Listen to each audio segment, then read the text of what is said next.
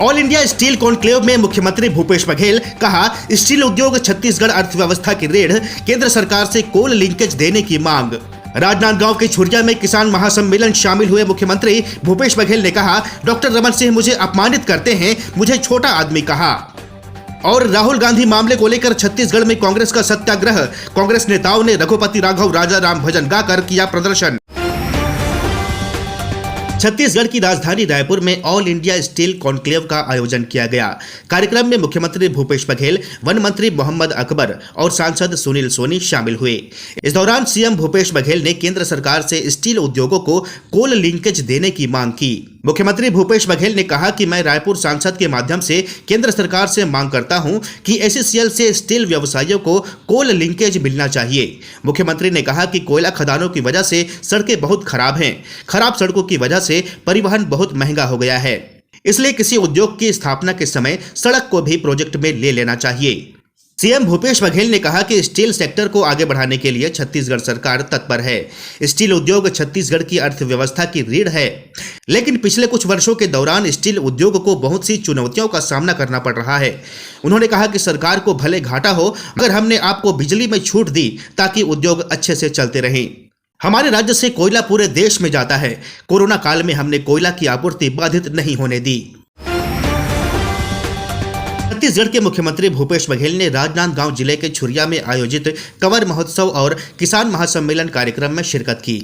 इस मौके पर सीएम भूपेश बघेल ने 105 करोड़ 71 हजार रुपए के 19 विकास कार्यों का भूमि पूजन एवं लोकार्पण भी किया। राहुल गांधी द्वारा ओबीसी का अपमान किए जाने वाले मामले को लेकर मुख्यमंत्री भूपेश बघेल ने कहा कि डॉक्टर रमन सिंह मुझे छोटा आदमी कहते हैं, मुझे अपमानित करते हैं। मैं भी पिछड़ा वर्ग से आता हूं, तो क्या यह पिछड़ा वर्ग का अपमान नहीं है? मेरा सवाल है कि क्या नीरव मोदी, ललित मोदी पिछड़े वर्ग से आते हैं? इसके साथ ही मुसलमान भी मोदी लिखते हैं, पारसी भी मोदी लिखते हैं, यानी सरनेम से किसी की जाति का पता नहीं चलता है।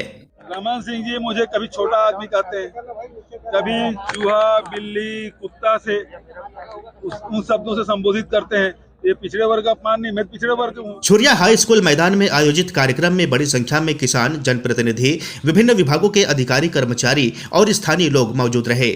जिला सहकारी केंद्रीय बैंक ने किसान सम्मेलन का आयोजन किया, जिसमें मुख्यमंत्री भूपेश बघेल ने विभिन्न विभागों की योजनाओं के तहत 165 हितग्राहियों को 2 करोड़ 56 लाख 40 हजार रुपए की सामग्री का वितरण किया। राहुल गांधी की संसदीय सदस्यता रद्द किए जाने के मामले में कांग्रेस लगातार विरोध प्रदर्शन कर रही है। छत्तीसगढ़ में भी कांग्रेस ने 1 दिवसीय सत्याग्रह का आयोजन किया।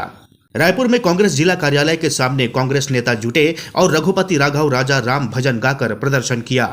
प्रदर्शन के दौरान संसदीय सचिव विकास उपाध्याय ने मुंह में ताला लगाकर अनोखे तरीके से विरोध जताया।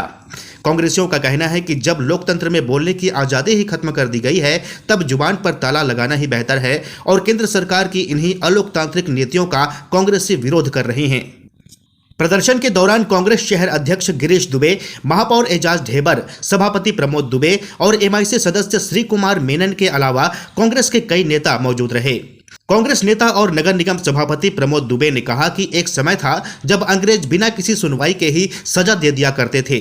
ठीक ऐसा ही राहुल गांधी के साथ भी हुआ है।